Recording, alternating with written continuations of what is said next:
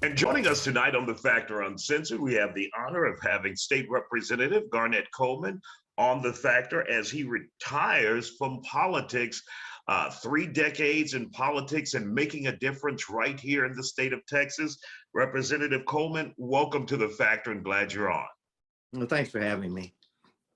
After you take a look at your career from CHIP to mental health care to Sandra Bland, you have been busy. You've had quite an impact in the Texas legislature. Are you proud of the work that you've been able to do?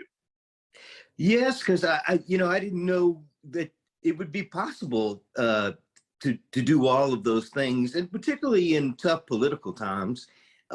It shows that you can still reach across the aisle and that there'll be a hand reaching back. And I think that's important these days for people to know, at least in the Texas House of Representatives and the Texas legislature, it's that way. Are you ever frustrated at the political climate that you see today, not only in the Texas legislature, but in Washington, D.C., where people stick to their political parties and don't cross the line at all, don't reach across the aisle at all? I think it's a shame, quite frankly, that it has to be an all-out war and then no progress is made, and there has to be more common ground than we're seeing. If the politics didn't get in the way, or at least let's just say maneuvering for political advantage, we just can't make good progress that way. We can't solve problems that way. As you walk away from the state legislature after, I think, 31 years, is there anything you didn't do that you wanted to do? Yeah, there are a couple of things on the criminal justice reform that have to do with what we call pretext stops, or investigative stops that are stops that have nothing to do with probable cause or anything like that. That's where most of the violence occurs in a traffic stop. And that's still the law in Texas. You could stop somebody for a Class C misdemeanor and arrest them. And we have not solved that problem yet. And the other, I think, is very, very important is pre-K. It's clear that pre-K, pre-kindergarten classes, 3-year-old and 4-year-old have a great impact on the future of a child's success. And we have not gotten to the point where that's something that's universal. That leads me to my next question. How important is it that you have someone you're satisfied with as a successor to your seat in the Texas legislature? Or do you say, hey, look, that's up to the voters?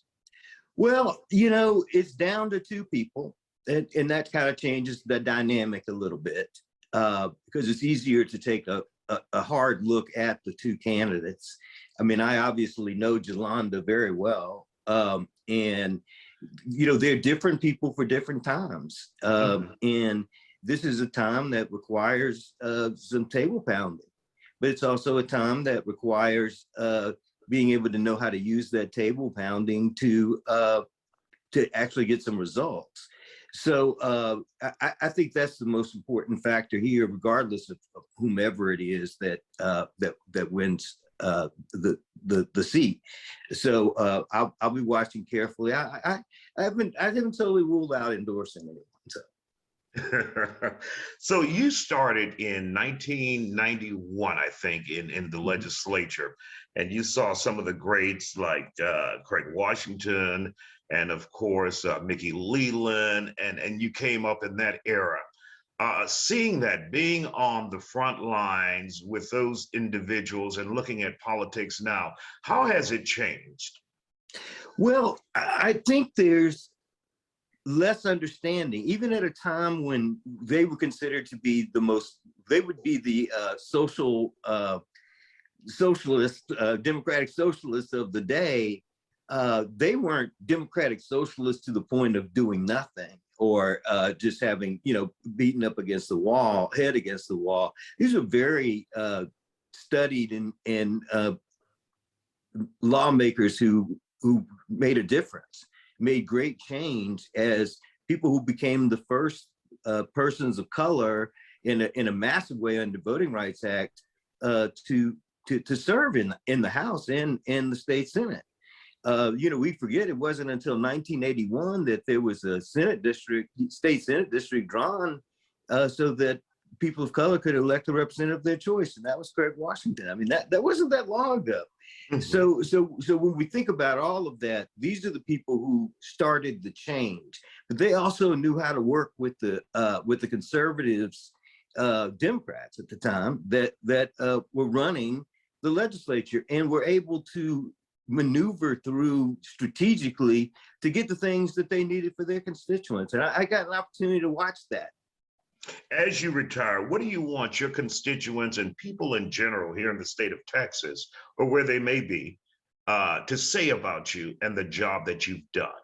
Well, I want them to know and to say, and hopefully I've done it, that it's been about substance. It's been about problem solving, and making sure that the office is used for the good that it's designed for.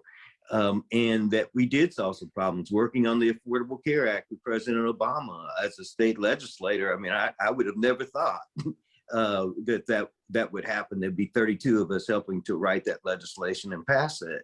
So things can happen. You just never know.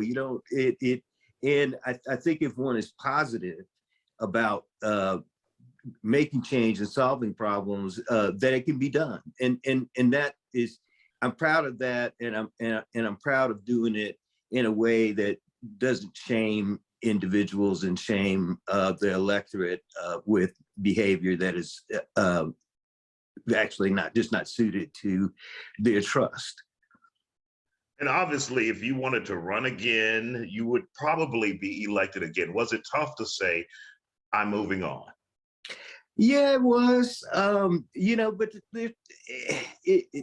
it was because I truly love what I do. I mean, I think it's like being a teacher. If you love being a teacher, you just love being a teacher. Leaving being a teacher, no matter how frustrating it would be the worst thing in the world to do.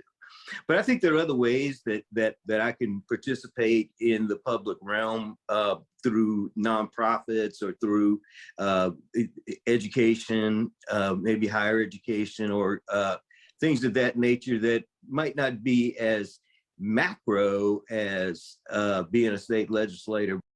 All right, State Representative Garnet Coleman, thank you for 3 decades of public service. We appreciate what you have done here in the state of Texas. And like you said, working with President Obama around the country. Thank you, sir. And thank you for joining us here on The Factor Uncensored tonight.